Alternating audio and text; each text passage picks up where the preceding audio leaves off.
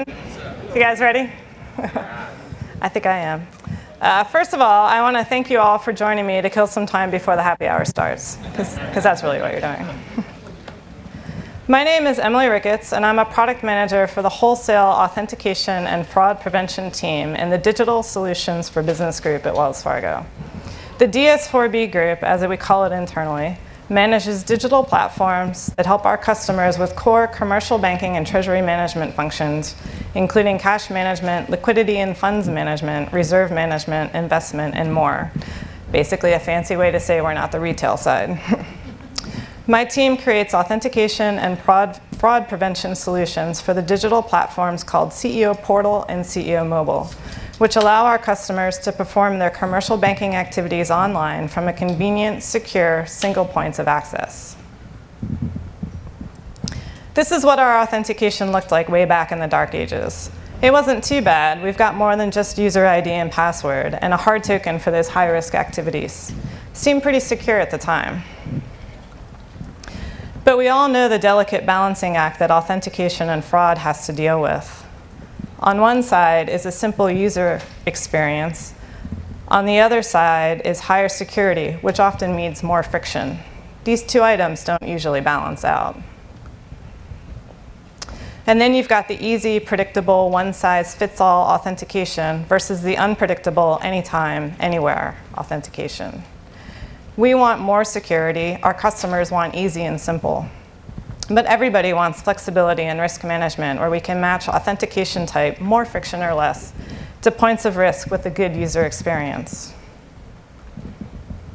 It became obvious to us that we needed to work towards a password-free and tokenless experience that still provided the security we needed. All signs were pointing in that direction, from customer complaints about user experience to emerging threats and security considerations. And so our journey to a flexible and nimble authentication experience began. We started looking into biometric options so we could provide our customers with a secure but more user-friendly authentication experience. By 2015, we had evaluated over 30 biometric authentication vendors to determine a good fit for our customer base. We decided to pilot a face and voice biometric authentication solution for a small group of CEO Mobile customers to see what they thought of it.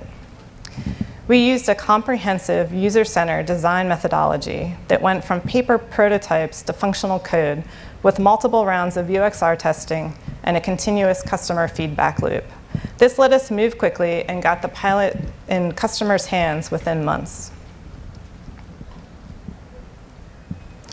Once the pilot ended, we analyzed the results and discovered that customers really weren't so into voice authentication.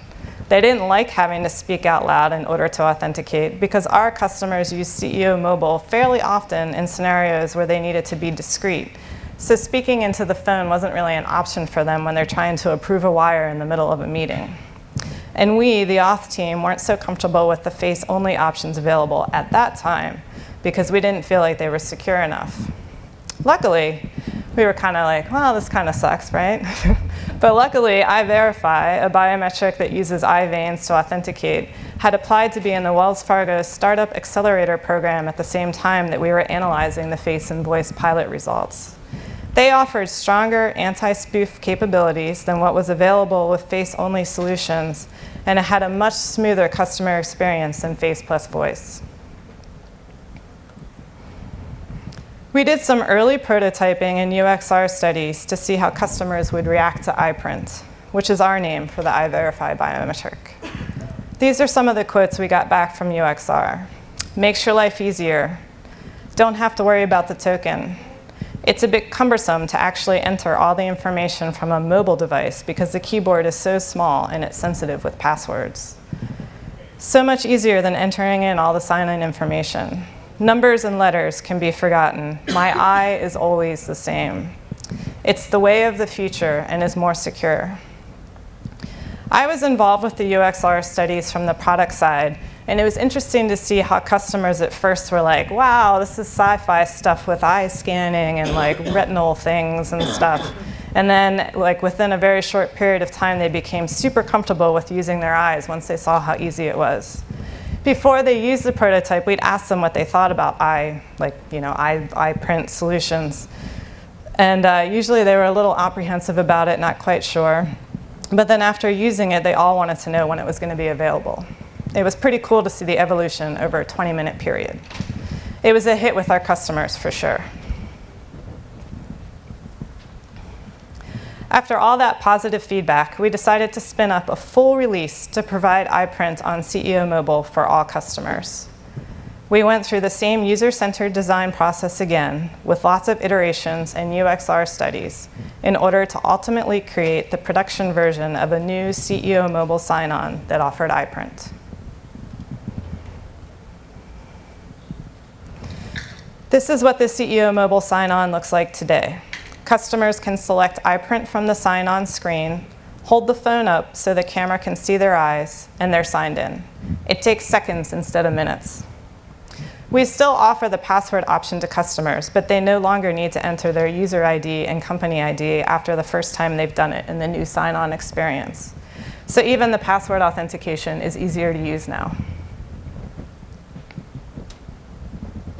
iPrint launched in 2017 and rolled out to customers in waves, with the final customer rollout in early 2018.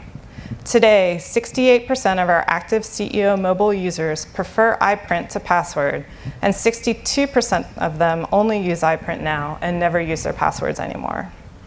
In the first quarter of 2019, 52% of all successful CEO Mobile app sign-ons used iPrint. So that means that the biometric authentication is now used more often than the traditional password in our app. Not too long after iPrint started rolling out, we also added Mobile Token for customers that use higher risk apps like wires.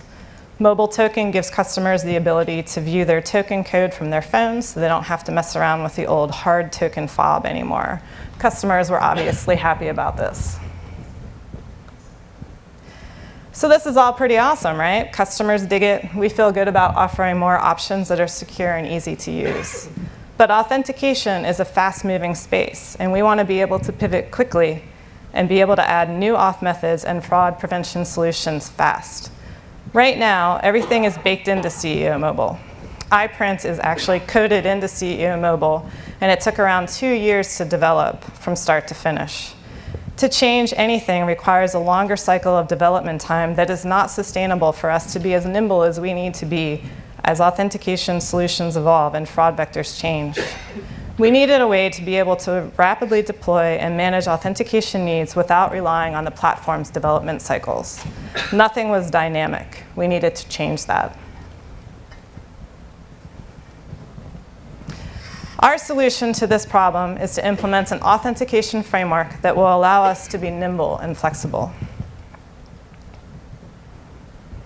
Our vision was to create a flexible architecture that allows us to manage authentication across all channels, be nimble enough to quickly innovate, and be able to dynamically throw up authentication based on risk assessments. The requirements we had were to be able to manage authentication outside of CEO Mobile or Portal, so we could add or remove authenticators within months instead of years, have it all configurable so we could manage all kinds of different variables, and have a solution that would allow us to react to changing situations as the future unfolds. Basically, the framework would allow authentication to live outside of the platform, so we can manage it separately and utilize it across channels. So if you're in CEO Mobile and you hit the sign-on screen, it's actually a screen served up by the framework and is not managed by CEO Mobile. Same for the risk points where we need second-level authentication. This provides the ability to change authentication without touching CEO Mobile. We evaluated framework vendors for a little over 2 years and selected Transmit Security as our framework platform. Our first project, which implements the Transmit solution and rolls out new authenticators for our customers, is underway with a release date coming very, very soon. This is what the new CEO Mobile will look like. If you have a newer phone, you've got Face ID, the same iPrint that is live now, and mobile token. If you have an older phone, you get Touch ID and so on. Android phones will serve up Android fingerprint along with iPrint. We also have biometric authenticators at step-up points in the app where there's higher risk. You used to have a use a token in these spots, but now you can use a biometric authenticator instead of a mobile token. Our customers have a lot more options. And best of all, we're able to add, remove, or change variables around authentication without touching CEO mobile code. We can now fully manage authentication across channels, separate from the digital platforms. So what's next, you ask? Today, the authentication experience within CEO Mobile is a fixed journey. Specific authenticators appear at pre-designated points in the flow. But with the fraud landscape changing, we need to be able to make real-time determinations of risk as the user is interacting with CEO Mobile. We also need to account for our customers' individual risk appetites and preferences so that authentication can be dynamic and customized. A one-size-fits-all authentication solution doesn't work for our customer base. Some customers actually want more friction, like step up at the front door, while others might want less. We need to be able to act on risk real time and throw up authentication when needed based on session and transaction risk, device type, channel, and customer preference. Our new authentication framework will enable this future for us.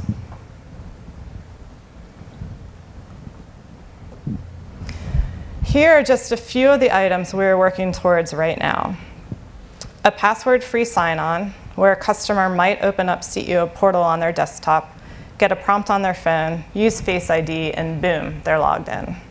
That's one example we're working on in that area.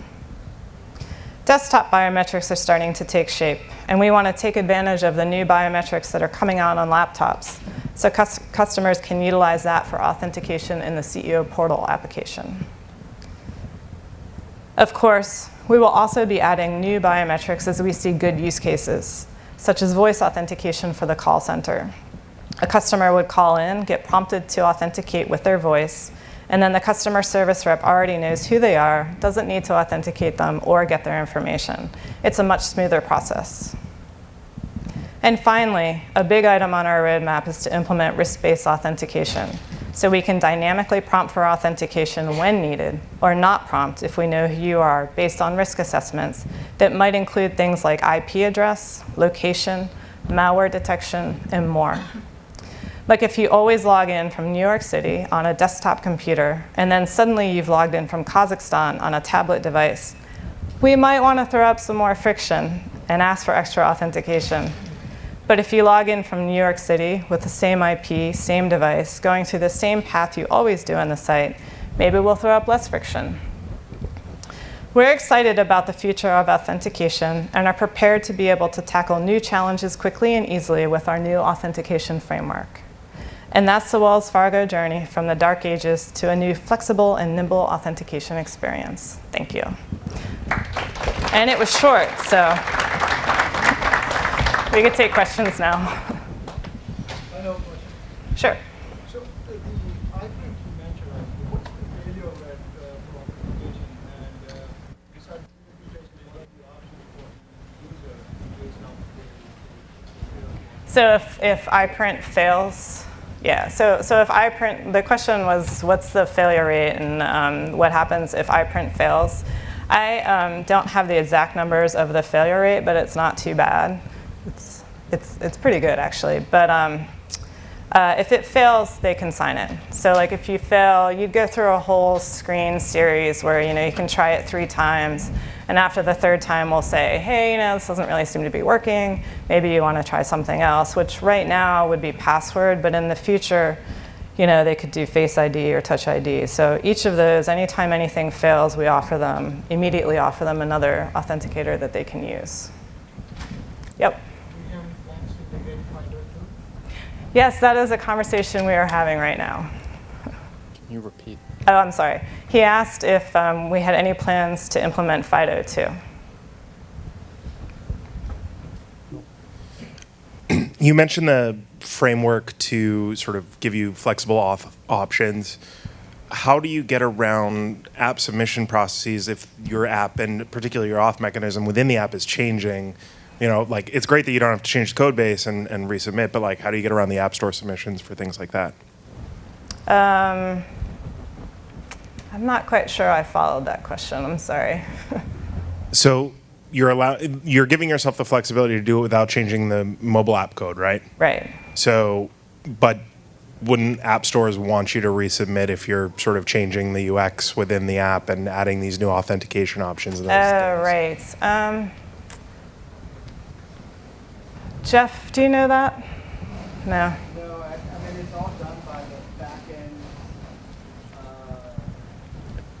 Yeah, it's all done by the back end provider, Transmit. But yeah, I have not heard that where if you change the user experience, that you have to resubmit into the store. That's never come up before. We're not actually changing the app, so I don't think you have to change or you don't have to resubmit. With Transmit changing it on the back end, it's just the authenticator on the front end. Yeah, so I think that's actually the way it works, is that Transmit goes through the whole submission process for new authenticators, and then we can just add them in. So, anybody else?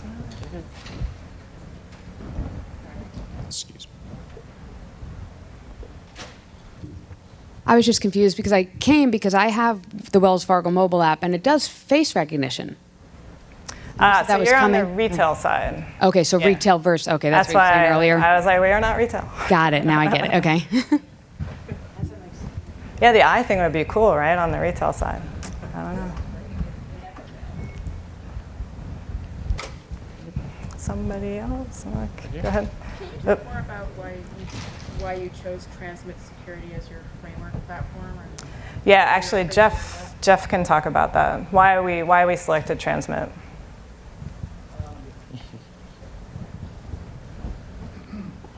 Yeah, so we evaluated a bunch of different vendors in the space, and this has been a long journey for us, going back maybe 2 years.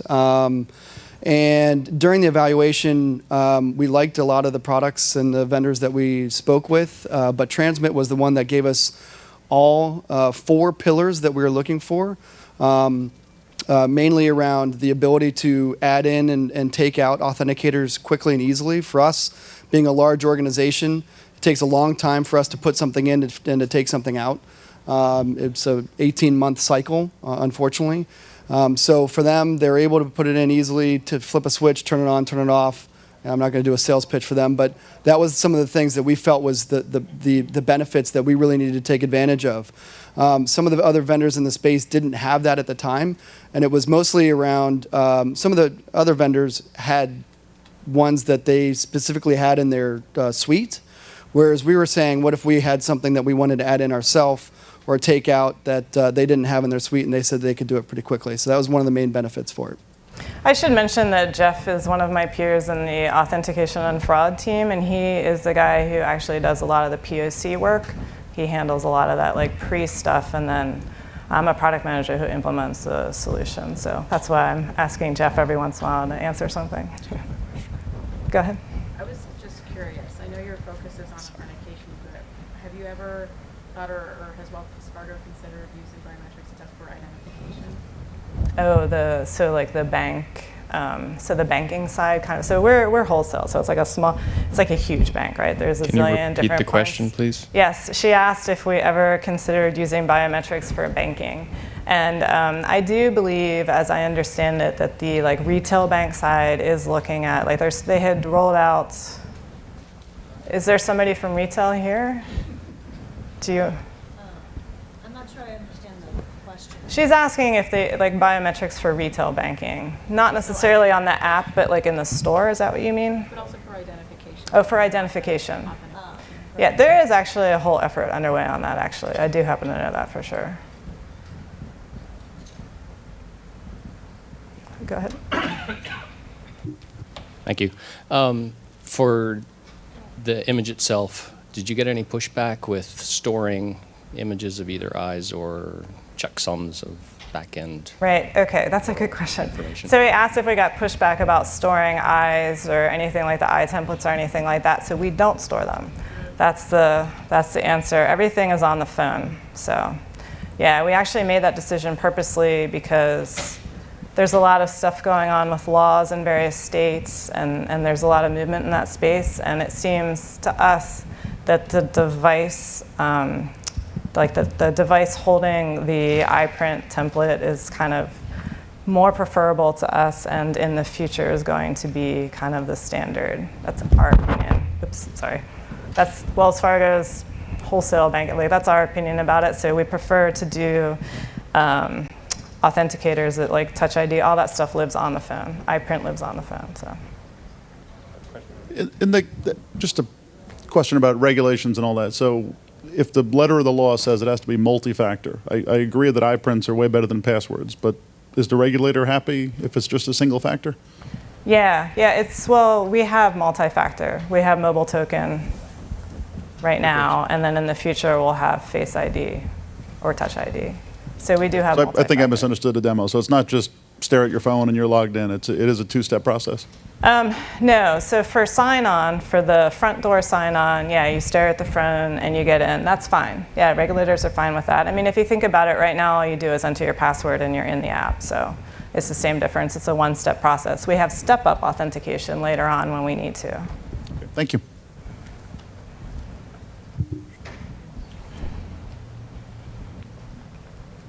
Hi, I was just curious about the iPrint technology. I assume it takes a picture of your eyes and kind of does some algorithm and determines who you are. So how does it prevent somebody, say, taking a photo of you and putting it in front of the camera? Right, that's a good question. So he's asking, trying to remember to repeat, he's asking about if somebody could take a picture of their eye and hold it up to the phone. So we actually do liveness detection. So it actually checks for like little movements when you're looking at the camera. That's how we prevent that. We tested that pretty extensively.